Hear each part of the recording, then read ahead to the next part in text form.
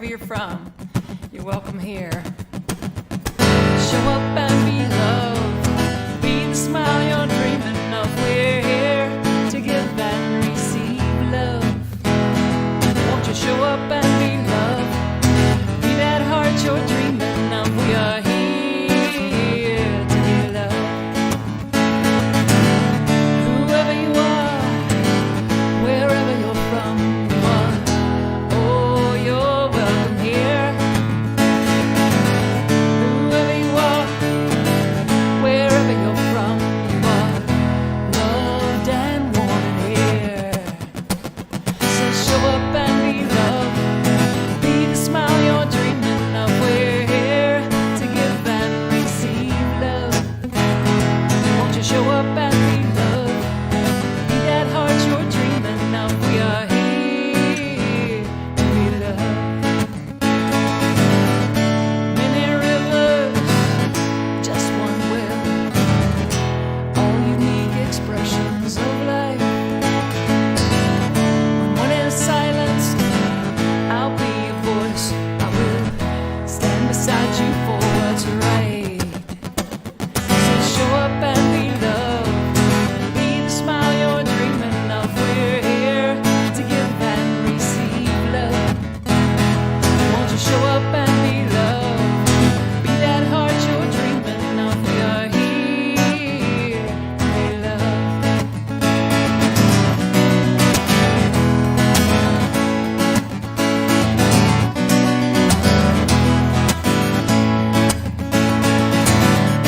Gotta be it if you wanna see it. All that love you're craving in the world. We're the ones to make the difference. We're the ones that we've been waiting for. So show up and be loved, be the smile you're dreaming of. We're here to give and receive love. Won't you show up and be loved, be that heart you're dreaming of. We are here to be loved. We are here to be loved. We are here to be loved. Good morning once again, and welcome to Carolina Center for Spiritual Awakening. I am Reverend Christy Snow, and on behalf of our board and our membership, we are just delighted you're here. We're so thrilled to be with you this morning, albeit virtually. We look forward to gathering again in person, but in the meantime, it is such a wonderful thing that we're able to come together virtually. We teach a positive, practical spirituality that believes in one power and one presence, and that it's moving through and connecting us to all of life. And we just do our best to live a life of gratitude, continually awakening to our divine potential. So if we were together in person right now, I would invite you to turn to your neighbor and say good morning. And since we are not, however, we can still do that. So I'd like you to consider turning to your neighbor in the comments and saying good morning to someone this morning, or maybe even adding what you're grateful for. Thank you for this day, Spirit, thank you for this day. You might even want to sing along with me. Thank you for this day, Spirit, thank you for this day. This healing day. This healing day. Let's be thankful for our friends. Thank you for my friends, Spirit, thank you for my friends. Thank you for my friends, Spirit, thank you for my friends. My wonderful, wonderful friends. My wonderful friends. How about we claim some radiant health?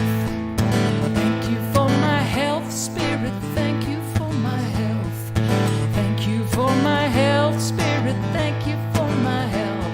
My radiant health. My radiant health.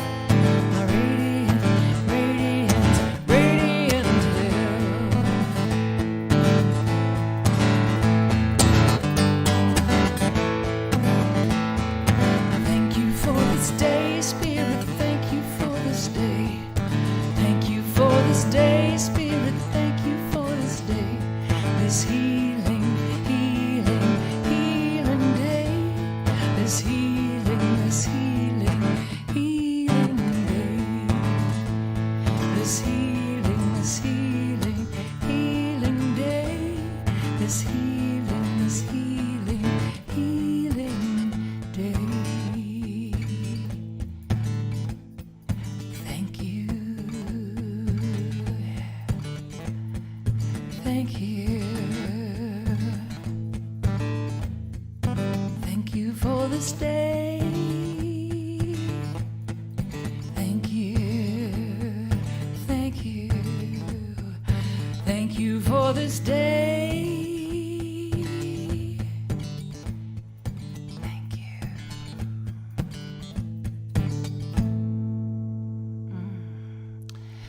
Starting our day with love and gratitude is a good way to start, wouldn't you agree?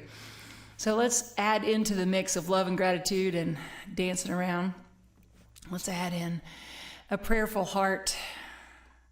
Well, maybe you had one all along, hopefully.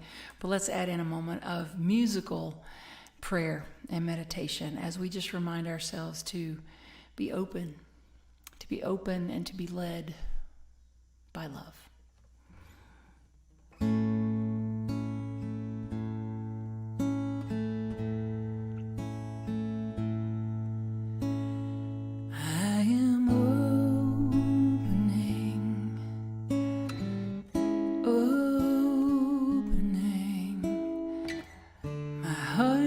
Is ready to receive.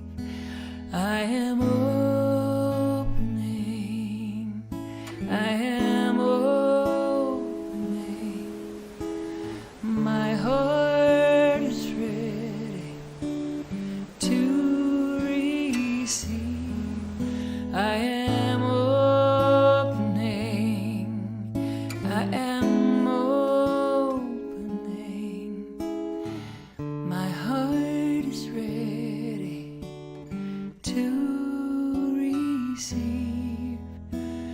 we are opening, we are opening,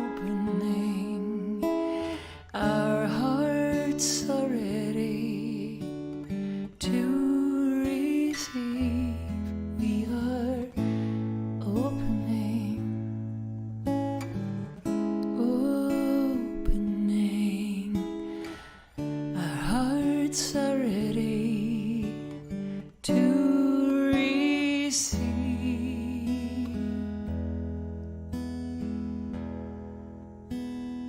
I am opening.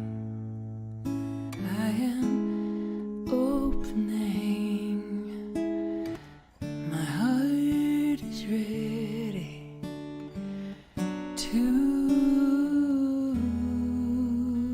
receive.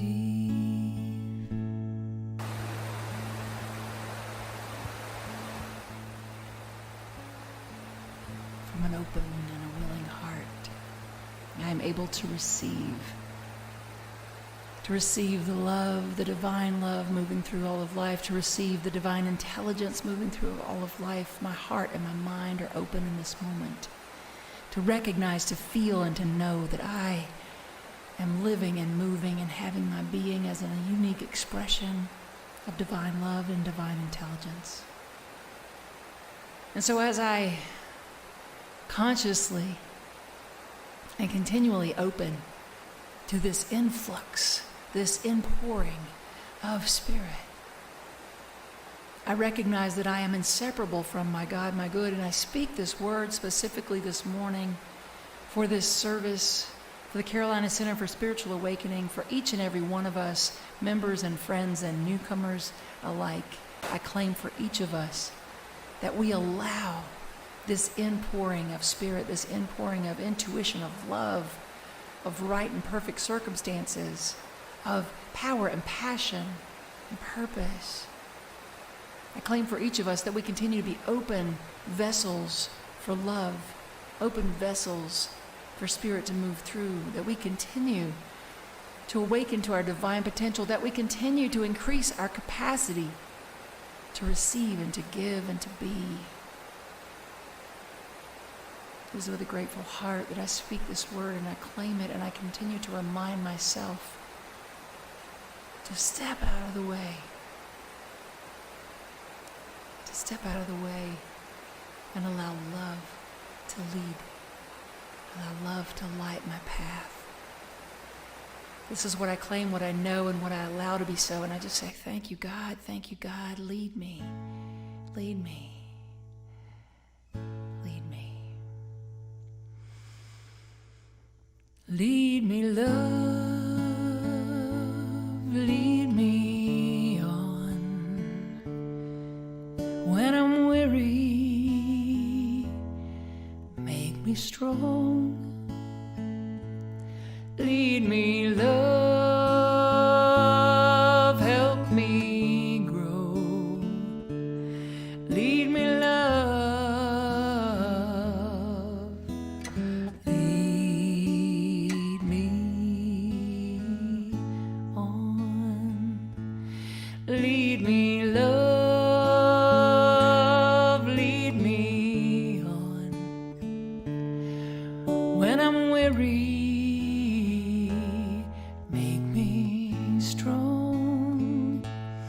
lead me, love, help me grow. Lead me, love, lead me on.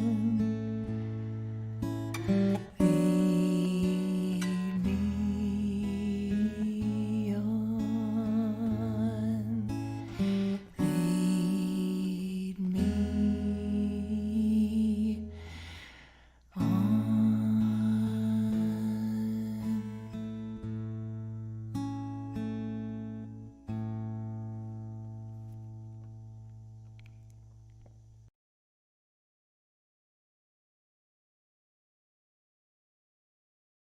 Hey, I am Angie Snow, and I'm doing the reading for today.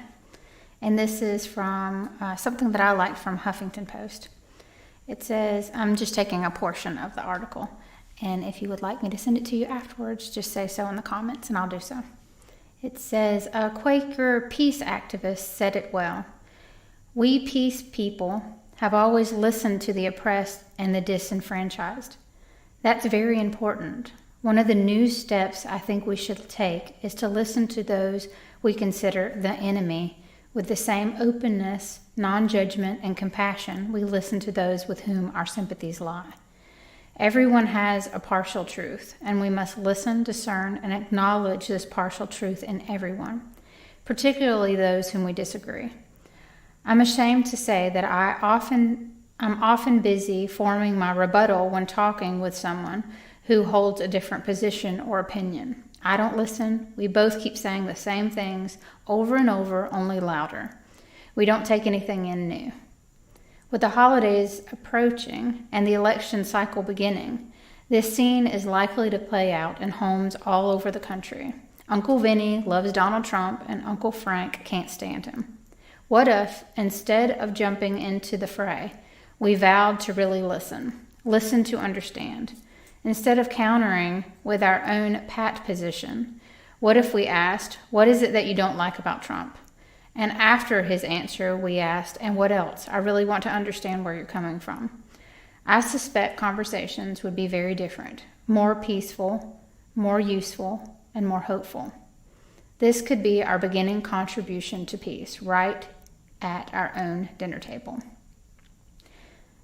Joe Barry talks about how this kind of listening with open heart is not something you simply decide to do for the rest of your life. It's a daily choice. And it helps if we practice listening to the stories we tell ourselves in our heads. She recommends asking yourself, is this the most helpful story I can tell myself? If it is not, then change it. Tell yourself a more useful story. We can listen our way to peace, and this felt important and big to understand. And then there are 4 coaching tips and questions. And it says, how well do you listen?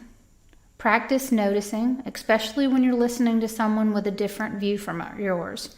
Are you open to learning from them? Number 2 is, with whom could you listen more fully, more open-heartedly? Number 3, as an experiment, agree to practice listening with one person until you have understanding. And number 4, as you listen to the stories in your head, how about asking yourself, is this the most helpful story I can tell myself? If it isn't, change the story. And one of the reasons I chose this article and that I like it is it's a daily practice for me. And I feel like it is a practice that every one of us have to choose daily in order to be the most loving and peaceful person that we can be. Love y'all.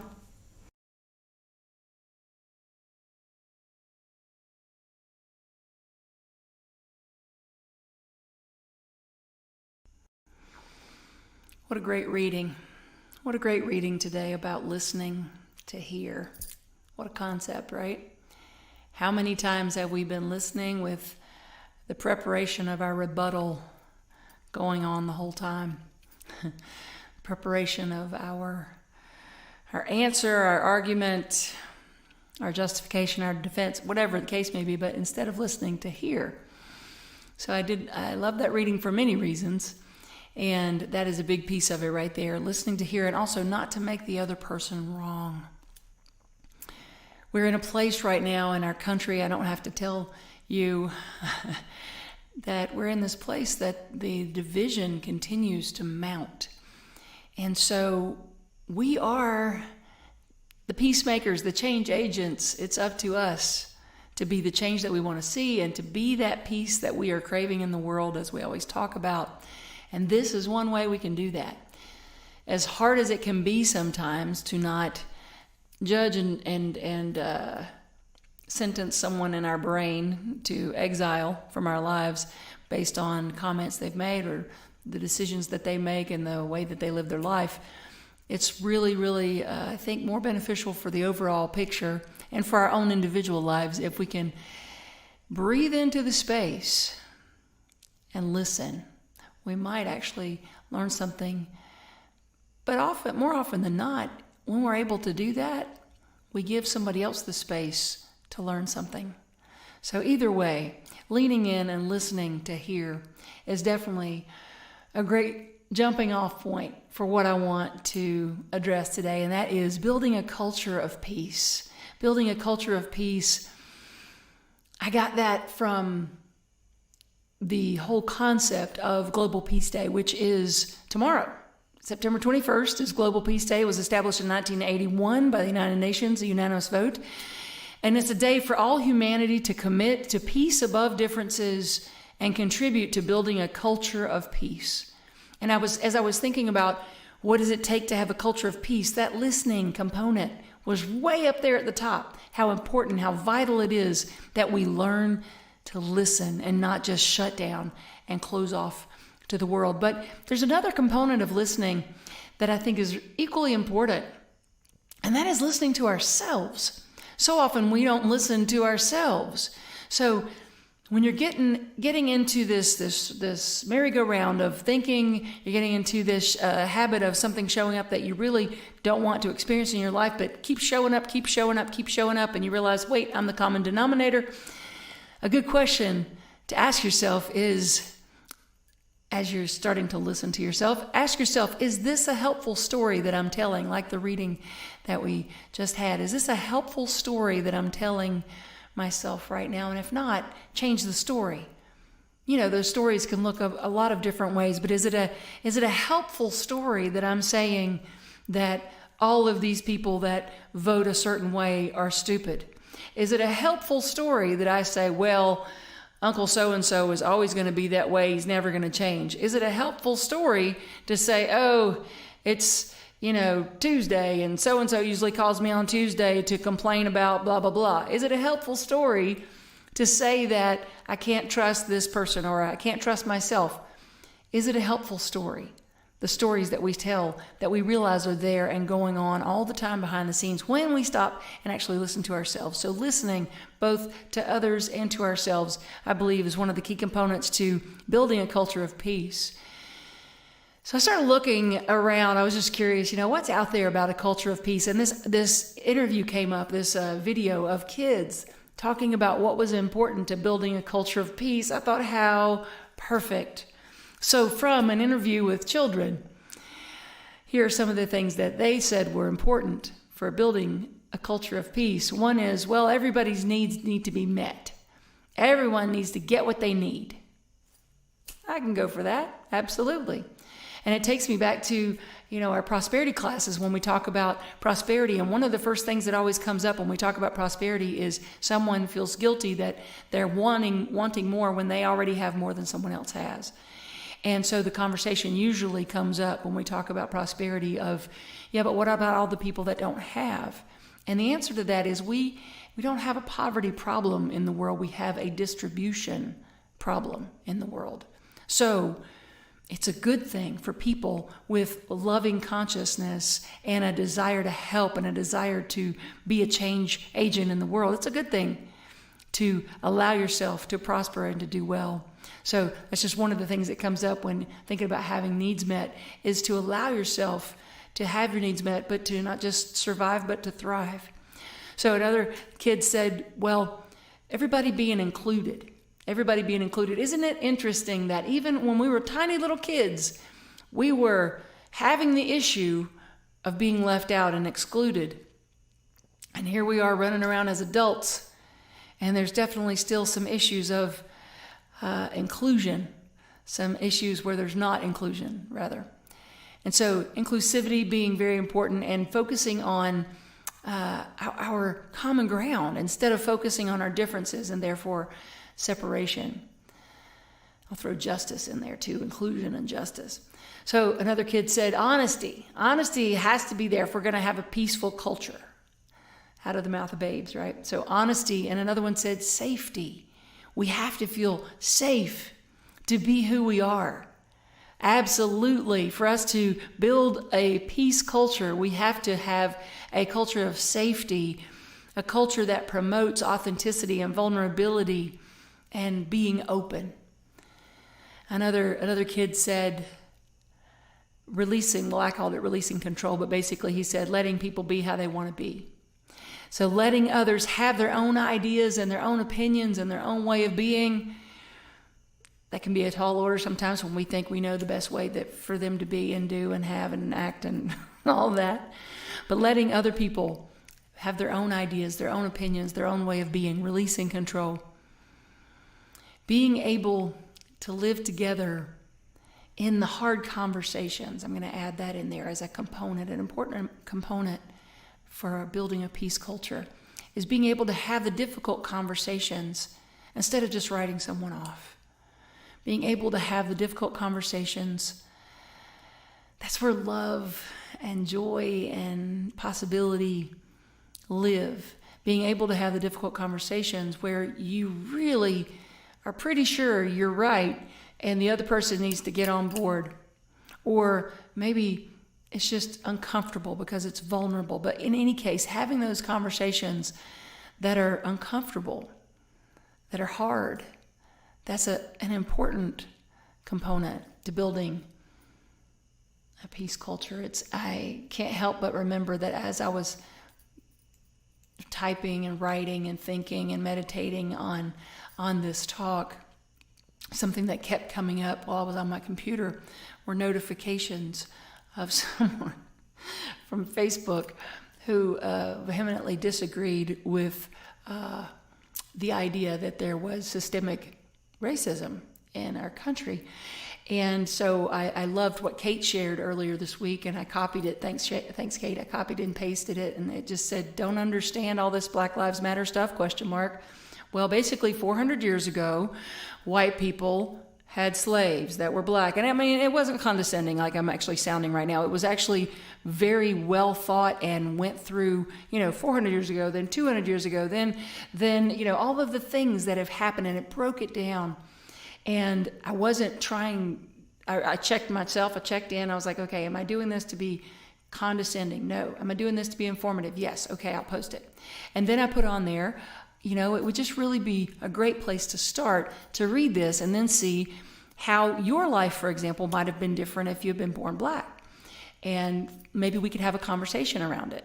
Now, a few months ago, I was getting a little burnout on the conversation, and I was ready to just go delete, unfriend, unfollow at least, but let's go ahead and unfriend anyone that just wanted to have a different conversation, until I started taking more and more diversity and inclusion trainings and realizing that it's the conversations that make the change. You know, it's the continuing to, I'm not saying I'm not going to unfriend people when they're being nasty, because I will do that. But continuing to just separate is just causing more of a divide. And so my hope and my continued effort is in the arena of leaning in, having an uncomfortable conversation, sometimes a frustrating conversation, and asking questions instead of telling people why they should think differently. I've started asking questions like, so what part of this post do you disagree with? They rarely come back with an answer. But the ones that do start a conversation that perhaps can lead to growth and coming together. I ask questions now instead of just telling people where they're wrong. And I believe that is an important place for us to begin this coming together, this bringing the divide, the gap, or bridging it, as Eddie Watkins Jr. talked about a few months ago. Being the bridge is where the conversation helps us, is in being that bridge, those hard conversations. I haven't had any huge movement or cataclysmic shifts from any of my Facebook friends. And actually, I've had some people that are now former Facebook friends, because we just, one side or the other, decided, nope, this isn't working for my peace and harmony. But I still highly recommend, have the conversation. So what part of this do you disagree with? What part of this, whether it's about racism, whether it's about politics, but being able to have a conversation instead of just saying, those people are stupid, they watch that channel, they're stupid, they watch that channel, they're stupid. And instead realize that, you know what? There's a way to come together. And that's what's needed. Let's be that. Let's find that. And so that takes us to another important component, which is forgiveness. I talked about that last week. Dr. Ernest Holmes said to forgive everything, begin immediately, to forgive everyone, everything. Talked about it recently anyway. And so forgiveness is such an important part. But I don't know that I mentioned, and if I did, I'll reiterate it, the importance of forgiving ourselves. So forgive everyone, everything is also, we have to remember to include ourselves in that. Forgive ourselves of where we've fallen short. Forgive ourselves for where we meant to be able to lean in and have a loving conversation, but instead we smack somebody down. Or forgive ourselves for the times when maybe we didn't speak up, right?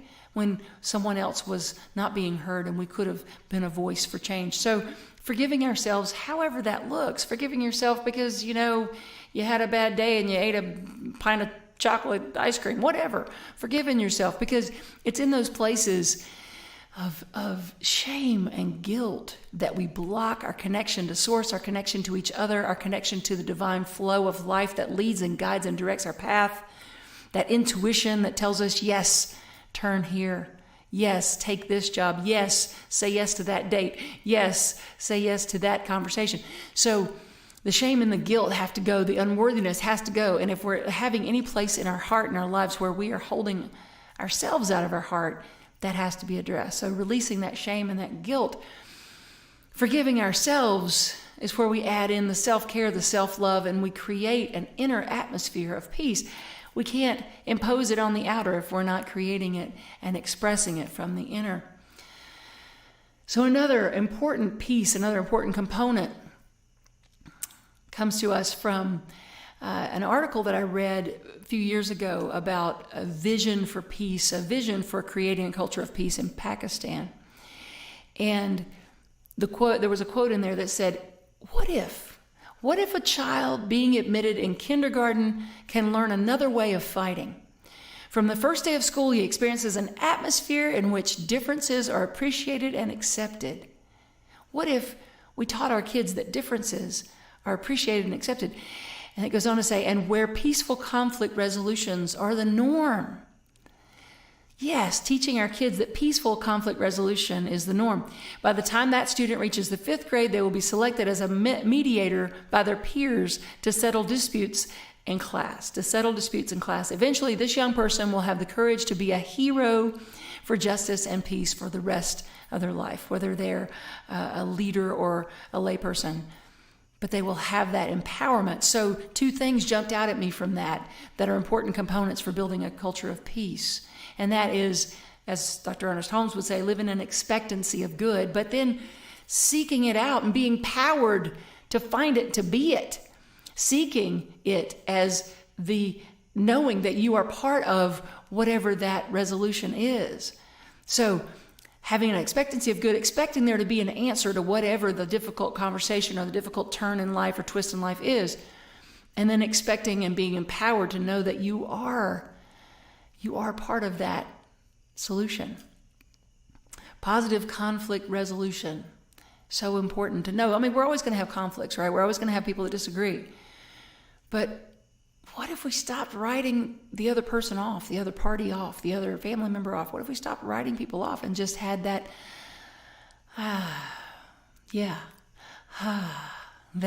that space to breathe, to recognize that conflict happens, but peaceful resolution is possible. It does take a few things, though. It takes a few things to be in that space of positive resolution, and that is courage, compassion, and creativity. Courage, compassion, and creativity. Courage is just speaking your heart, speaking, being willing to live from your heart, to speak from your heart, and the compassion, being able to feel with somebody else. Being able to feel what someone else feels instead of saying what they feel is stupid or wrong. Being able to feel with another. And then the creativity, believing there's a win-win. Believing and looking for, being empowered to be that win-win. So we turn to the children again for another moment of inspiration on these components for building a culture of peace. When I think about the Coleman Elementary School in Baltimore, Maryland, the Coleman Elementary School in Baltimore, Maryland was having quite a lot of disturbances. Kids were getting suspended right and left. And then they decided to implement something called the Mindful Moment Program. And so when a kid would become unruly or a disruptive element, instead of being sent to detention, they were sent to meditate, to do mindful breathing exercises, or maybe yoga. Some type of mindfulness exercise instead of detention. And from the minute they implemented that program, no kids were suspended. Right? So when we're having these ideas of, how can we build a culture of peace? Well, it's when we get away from a culture of war. And what is a culture of war? It's when we live by force instead of by the innate power moving through us. We are one with the one that created us. There's a power moving through us for good that we can allow to flow freely when we remember to be in that space of mindful awareness, when we remember to breathe and to be fully present and to be realigned and recalibrated, tuned in, right? Tapped in, tuned in, turned on, as Abraham Hicks would say. Being in that flow. Yes, let's teach that to our kids, but let's also remember to teach it to ourselves, or to remember daily ourselves to have mindful moment programs of our own when we're feeling unruly, frustrated, overwhelmed. That's all that is your flag. Your flag pointing you in the direction of, hey, like when you're running a race and you have the flags pointing you in the direction of the rest station. Well, that's just a flag pointing you in the direction of a rest station, of a recalibration station, a place to get back in tune with the power moving through you. And out of the idea that I have to force this person to be this way, I have to force this solution, I have to force this. No, just be it. Just be it. Living from. We talk about that a lot in this teaching of Science of Mind philosophy. That if we want to demonstrate something, manifest, demonstrate, whichever you want to say, if we want to have something come into being in our experience, then we must be living from it, actually. That's how we bring it to us, is living from it in advance. That's why in January, I ask everyone to take a piece of paper and an envelope. And I said, write yourself a letter. And let it start with, I am so happy and grateful now that. And put yourself 6 to 8 months into the future and pretend it's late summer and you're telling somebody about all the things you're grateful for that have transpired since January. So the letter started with, I am so happy and grateful now that. And you cover the 5 areas of life. In case you didn't do it, you can do it now. Mail it to yourself for Christmas present. Or for, later than that, however much time you want to give yourself. But we covered the 5 areas of life, primary areas of life: health and wealth, which could be, also your career, your passion, your drive. If you're retired, you still have something that drives you. Your relationships and your connection to the divine. So looking at all these different primary areas of life and saying, I'm so happy and grateful now that, living from the energy as if it were already so. That's what we do in affirmative prayer. So we mailed out these letters and people started getting them. They started flooding in, and it's been so awesome to listen to the stories.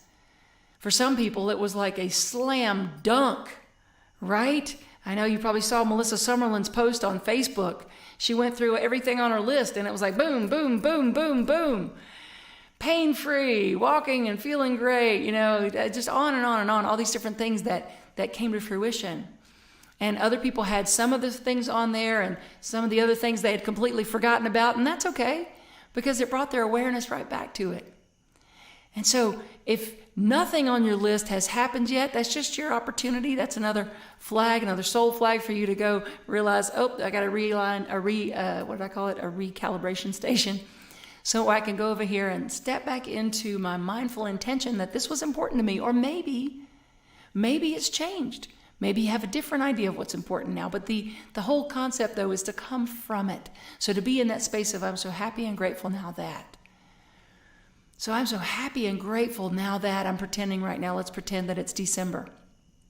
I'm so happy and grateful now that we are living in an environment in our country that is peaceful and harmonious. I'm so happy and grateful to know that COVID is behind us, that we are living a life that is happy and healthy and harmonious. I'm so happy and grateful now that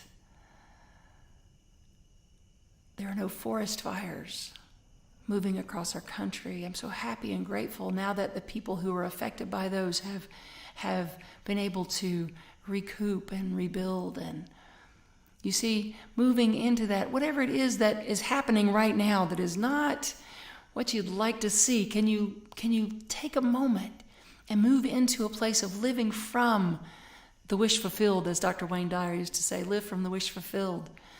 Step into it already. Be it. Live from it.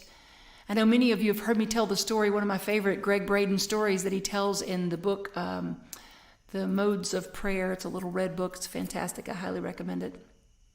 But he talks about going with his Native American friend to pray for rain, and they hike and they hike and they hike, and they get up this mountain out in the desert, and they've hiked for a while, and they get to this sacred site, and his friend steps inside the circle, these stones of his ancestors, his place, the sacred place for his people, and he steps inside, and he stands there for a moment.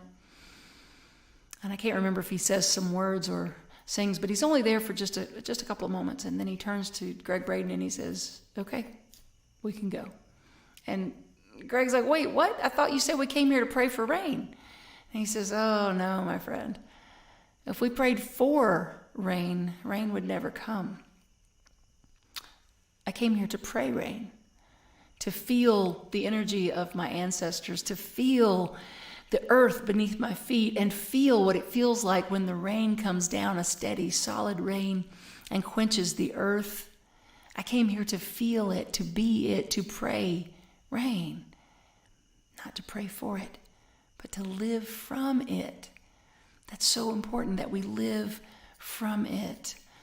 So, speaking of our brothers and sisters on the West Coast, I wanted to read to you something today that was shared from our dear friend, Reverend Dr. David Alt, who shared with us recently in service. And he wrote this: "As fires burn, do not dismiss the power of your deeds as insignificant.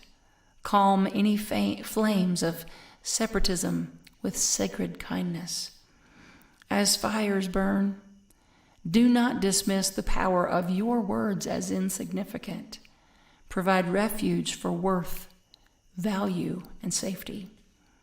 As fires burn, do not dismiss the power of your thoughts as insignificant. See in your mind all harm contained, all solution freed. It is done. Ashe, amen, blessed be, and so it is. So let's take a moment right now. Let's just pause for a moment. And let's be with, in our consciousness, in our heart, our brothers and sisters, the animals, the earth of our beautiful west coast of these United States. And let's be in a space, in just a moment of silence. Let's hold in our hearts and in our consciousness, let's affirm and know the stillness of the air, the beautiful quenching rain, the absence of fire, the clear air. Let's know for each and every person affected by the fires, let's know peace and calm. Let's know prosperity, safety. And let's just be in a moment of silence, sending our love and our intention that everyone is held in the hands of grace and all is well.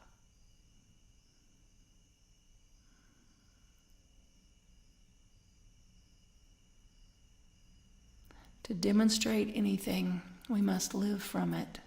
To demonstrate this peace culture, a culture of peace, we have to have a culture of peace in our own lives. To release anything within us that's unlike peace,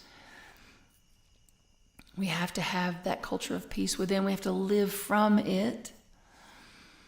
So let us live from peace, pray peace, be peace, and we will build a culture of peace. Imagine, feel it, know it is so, and so it is.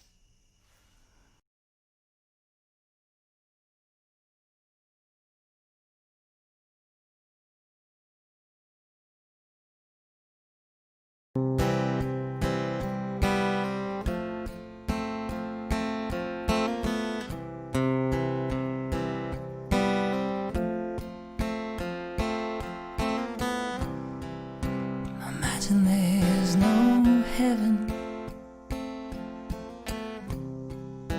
It's easy if you try.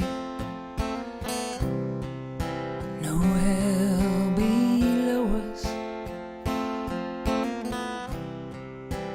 above us only sky.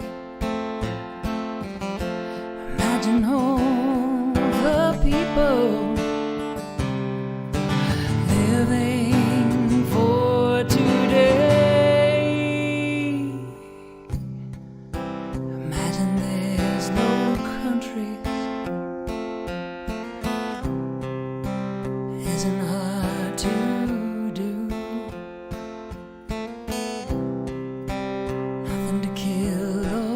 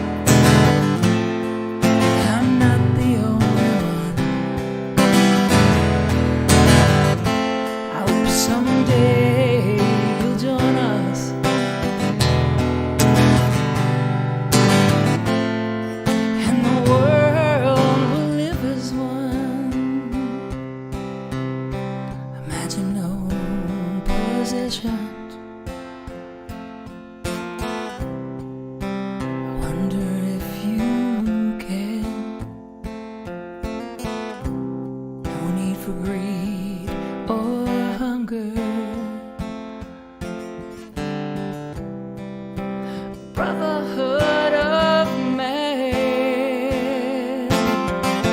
Imagine all the people sharing all the world.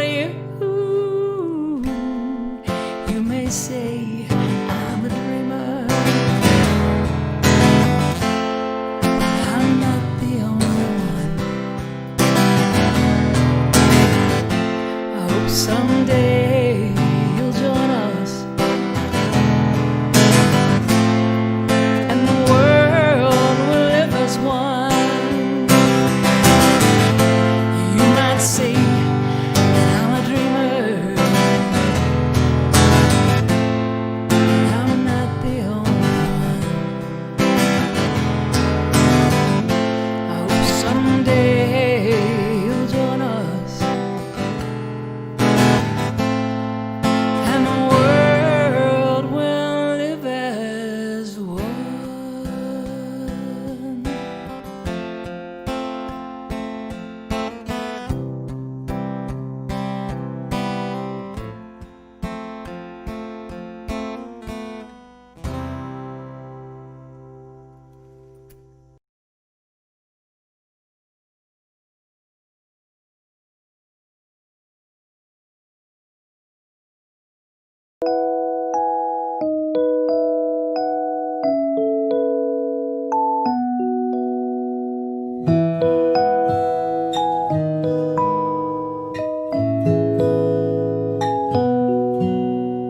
Peace is the promise I make today.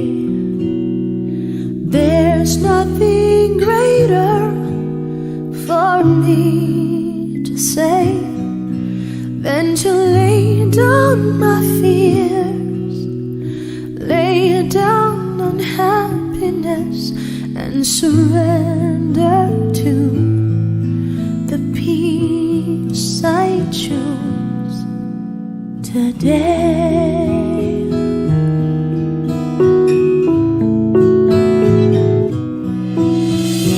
Peace is the gift that I give today. No easy shortcut, peace is the way. I will lay down my pride, lay down self-righteousness, and surrender to the peace I choose today.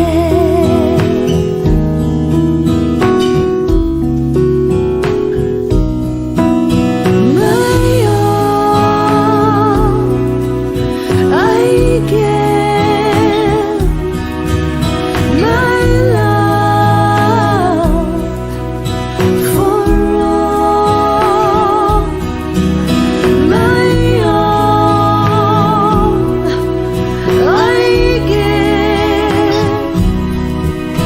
my love for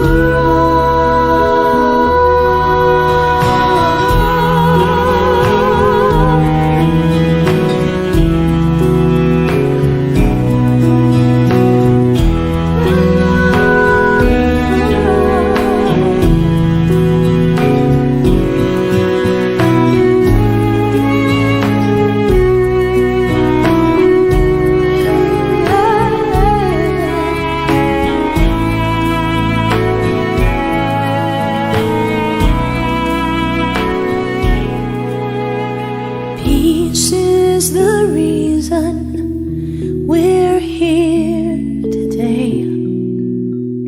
No accident, we've been called by name, called to lay down our lives, stand up for greater good, and surrender to the peace we choose today.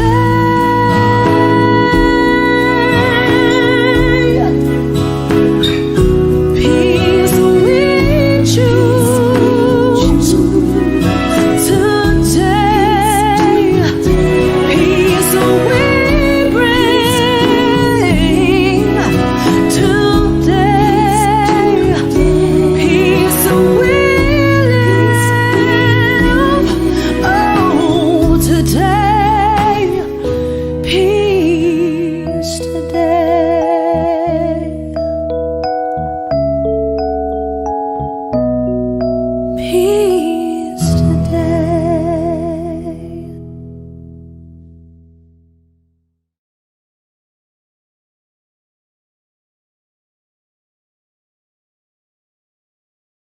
Hello, CCSA community. I'm Suzanne, and this is Micah. And we're going to talk a little bit about what peace feels like to us. What does peace feel like to you? Feels like calming. Like at nighttime when you just free play and chill and read. To me, it feels like being happy and comfortable with whatever's going on. Happy with myself, happy with everyone else, happy with just whatever the moment brings. So, what are some of the things that we do to feel peace? If you're not feeling peaceful and you're feeling angry, you can just close your eyes and cover your ears and take how many you want, long, slow, deep breaths, and get more peaceful. Okay. What else do we sometimes do? Sometimes we color or do something that's just a color. very simple thing that helps bring all the Peace. attention to one thing at a time, just the one thing going on right there. Sometimes we take walks to feel peaceful. Sometimes we go on peace walks where we put peace in us And we just and smile, around us, and, then and we other smile people at smile everyone. at us. And see, when you put peace out, peace returns. But mostly it's a feeling of Love a quiet, and peace and quiet. yeah, a quiet, And, confident ease with ourselves and everyone and everything around us. Anything else you want to share? And it also feels like pleasant feeling. It's a pleasant thing. Nice At to see you nighttime when you today. don't have to do any other boring stuff, and you can just Let's- watch stuff with your Let's family. send a wish and a feeling of peace to everyone. You ready? From your heart. Peace to you. Peace to you.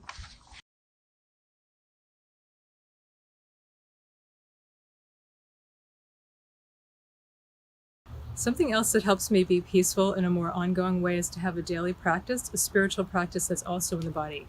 So that can be all kinds of different things for different people, like walking, like a gratitude practice, like thanking people, like acts of kindness. But my practice that I love, that I've done for many years, is yoga. Yoga is a union of the body, the mind, and the spirit. So in the different shapes or postures, what I'm actually doing, what I'm practicing, is to be present with what is to pull all of my attention just into that one thing, and to let the body show up, the mind show up just however it is, and practice be with, just being with it, with breath. So having that kind of practice also helps me be peaceful when there's all kinds of chaos or other people doing other stuff, or it helps me not get sucked into what's going on out there, and it helps me bring my body, my mind, my spirit right into me. So again, having that practice is one of the things that I do to be peaceful more often. Thanks. I wish you peace. Thank you, Micah. That was wonderful. Micah and Suzanne, thank you so much for contributing to the service today and giving us your perspective on peace. It was awesome. We love you. Thank you. All right, it's time to give a shout out to our kids. We want you to know that we see you, we hear you, we appreciate you, and we love you just the way you are. And we want you to know that we have an opportunity to come together. So kids, parents, coming on the 23rd, we have an opportunity. Abby has arranged a Zoom outing for the kids. So contact Abby to get the Zoom link information to join, to have your kid join on the 23rd, which is this week. So looking forward to that.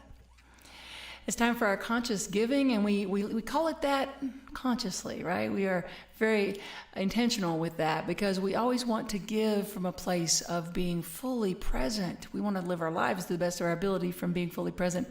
But when you're giving a financial gift, I just invite you to always remember to be in a space of absolute love and gratitude. So if you're choosing to bless us with a gift this morning, we, like I said, just to really encourage you to be in that space of love and gratitude in whatever that you do. So we remind ourselves of that truth, that we are blessed in the giving when we do our conscious giving affirmation. So join us in affirming divine love moving through me, blesses and multiplies all that I have, all that I give, and all that I receive. Thank you, God, for the good in my life. And once again, as always, I just want to say thank you for sharing your good with the center. Thank you for the generous tithes and offerings that continue to support the work of Carolina Center for Spiritual Awakening. So thank you. We know that you are blessed and that you are continuing to be blessed with prosperity overflowing in all forms. So let's remind ourselves that we are blessed with this beautiful Amy Steinberg song. You are taken care of. I am taken are taken care of by the Spirit of love. You are being blessed by, I am being blessed by, we are being blessed by the Spirit of love. Right now is another chance. Right now is another chance. Right now is another chance to live in abundance, in an abundance of joy. Live in abundance, in abundance of peace. Live in abundance, an abundance of money and health and passion and purpose. Live in abundance, harmony, and just joy. Live in abundance. We open and we allow and we say thank you. You are taken care of. I am taken care of. We are taken care of by the Spirit of love. We're being blessed by, you are being blessed by, I am being blessed by, we are being blessed by the Spirit of love. Right now is another chance. Right now is another chance. Right now is another chance to live in abundance. Live in abundance.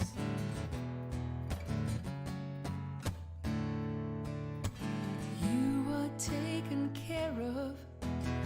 I am taken care of. We are taken care of by the Spirit of love. Taken care of by the Spirit of love. I know that is true for each of us, and I just say thank you, God. Thank you, God, for the gifts that we receive, for the Carolina Center for Spiritual Awakening, and for the gift of each and every person that they are to this community. And we say thank you for the gifts that we know are returned to the giver. So I speak a word of blessing. I speak a word affirming the prosperity of each and every person giving a financial gift this morning. But beyond that, I speak a word of blessing, a word affirming the prosperity, the health, the joy, the harmony, the connection for all beings. And I just say thank you for this service, for a community committed to living in such a way that we continue to build and build and build a culture of peace. I am so blessed and I'm so grateful. I release these words knowing they're so, allowing them to be so. And together we say, and so it is. So please join us in our closing song. Oh, but real quick before we do that, let me just reiterate an opportunity to come and be part of the service. So I know I've said this before, I'll say it again. If you would like to share a reading or a prosperity moment or in any way be involved in the Sunday service, just email us, info@awakeningcarolina.org, and we will let you know how to do that. So looking forward to having even more of you joining us in the service. So join us now in our closing song. We let the love wash over us. We just let it be. We let the love wash over us. We let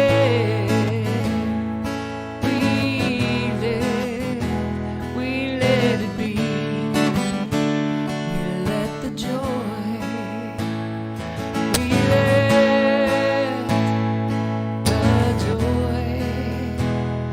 Wow.